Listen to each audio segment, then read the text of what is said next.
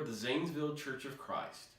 We are located at 4900 West Pike off of Route 40. We are glad that you can join us today, and I want to welcome you to a series of short videos that we're going to be doing every week. Videos related to spiritual matters pertaining to things of God, things that we can all learn and benefit from. If you've already not done so and you are one of these viewers, please go ahead and hit the like button on our Facebook page, the Zanesville Church of Christ. Our videos will be available there immediately after it has been done, and also on our website at www.zanesvillecocw.com for your viewing. Thank you for joining us. I want to talk to you today about why we should believe in God. The Bible says in Romans chapter 1 that since the creation of the world, God's invisible attributes and His eternal power and divine nature have been clearly seen, being understood through what has been made, so that they are without excuse.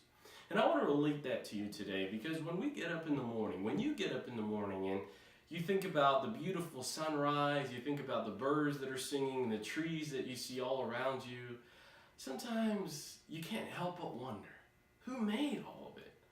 There has to have been some eternal power, something great, something better than we that has had His hand in all of this.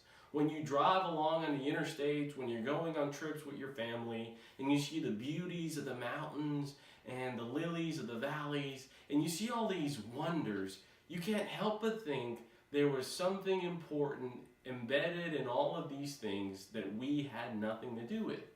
And friends, I want to argue to you, I want to tell you today that that is God. That God has had His fingerprints over all of this.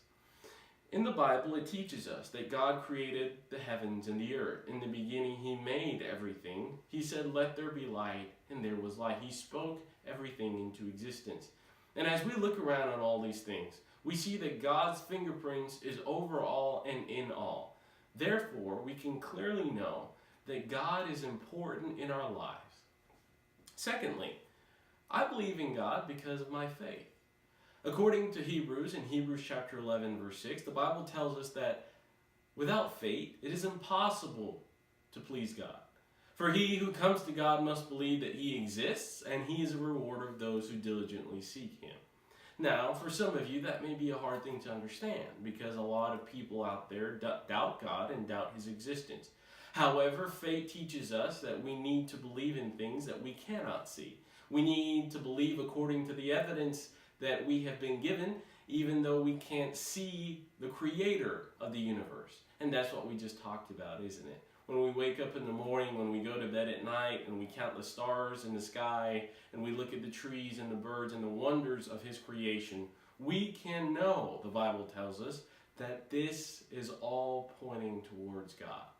In Ecclesiastes chapter 3 and in verse 11, Solomon tells us that God has set in the heart of man eternity. Eternity and a longing to seek after the person or persons that made us. And that is none other than God. Ecclesiastes is a very short book in the Old Testament, a poetic book in nature. And I would encourage you, friends, to read that today. Just read it and delve into it and think about some of the things Solomon had to say. You know, if there was ever a guy that lived on this earth and had everything, but yet lacked one thing, it was Solomon. Solomon writes for us in this biographical book, if you will, his story. His story about how he sought after woman, how he sought after riches, how he sought after pleasure. And after seeking all these things and finding what he wanted and going where he wanted, he still found no satisfaction. And that's because he looked in all the wrong places. When you look for something and you seek for something, you want to be satisfied, don't you? The same goes for me, and the same goes for you as well. We want to be satisfied no matter what it is. We go to the store to buy something because we want to be satisfied. We go to the movies to watch a movie for entertainment because we want to satisfy our need for entertainment. We always look beyond the things of this world because we're seeking something more. We're always looking for more adventure, more thrills. And friends, that's just something that's embedded within us. And I'll tell you why. Because God put it there. God put it there so you and I can find him and seek him.